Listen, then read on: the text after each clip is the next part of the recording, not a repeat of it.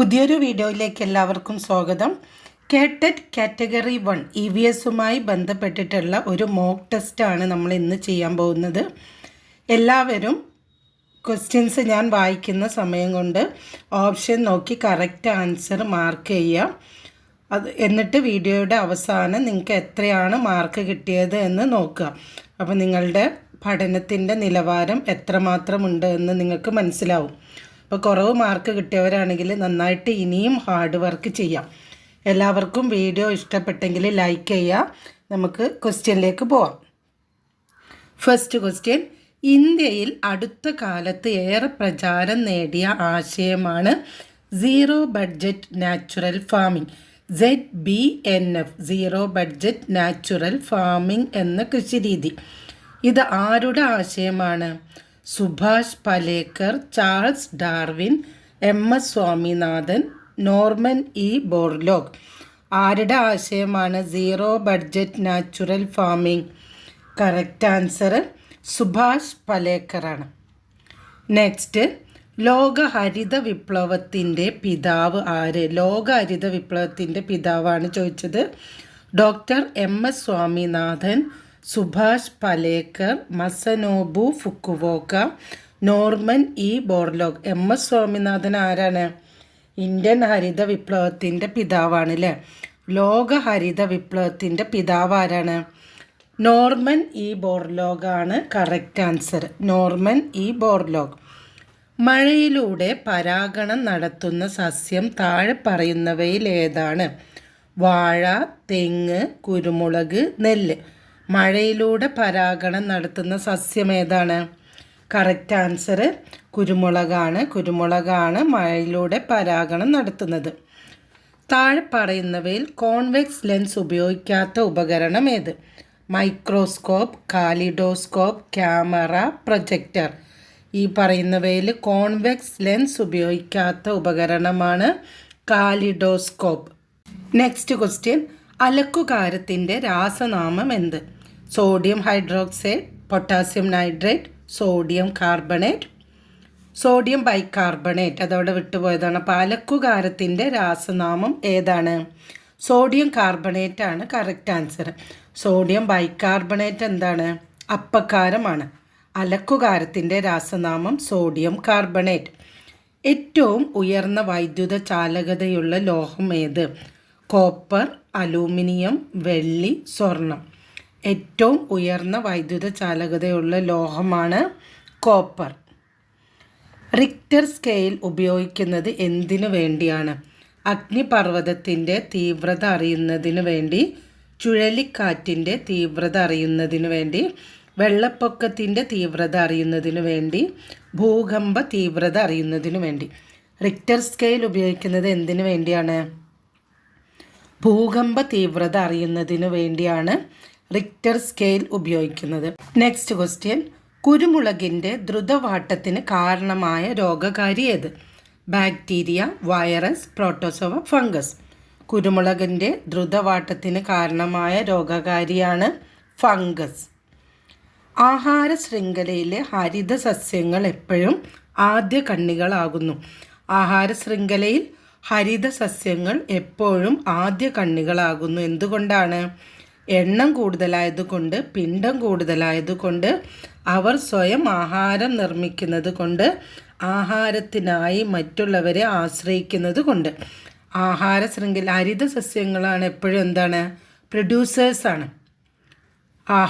ആഹാരം സ്വയം നിർമ്മിക്കുന്നത് കൊണ്ട് തന്നെ ആഹാര ശൃംഖലയിലെ ഹരിത സസ്യങ്ങൾ എപ്പോഴും ആദ്യ കണ്ണികളാണ്. അവരാണ് പ്രൊഡ്യൂസേഴ്സ്.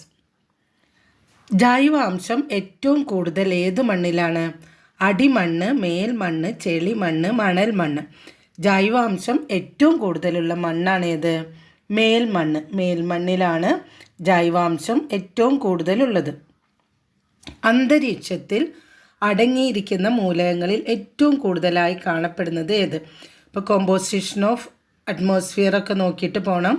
അന്തരീക്ഷത്തിൽ ഏറ്റവും അടങ്ങിയിരിക്കുന്ന മൂലകങ്ങളിൽ ഏറ്റവും കൂടുതലായി കാണപ്പെടുന്നത് ഏതാണ്? Oxygen, hydrogen, nitrogen, carbon dioxide. ഏതാണ്? നൈട്രജൻ ആണ്. 78% നൈട്രജൻ ആണ്, 21% ഉള്ളൂ ഓക്സിജൻ. ജലത്തിൻ്റെ താൽക്കാലിക കാഠിന്യത്തിന് കാരണമായ രാസവസ്തു ഏത്?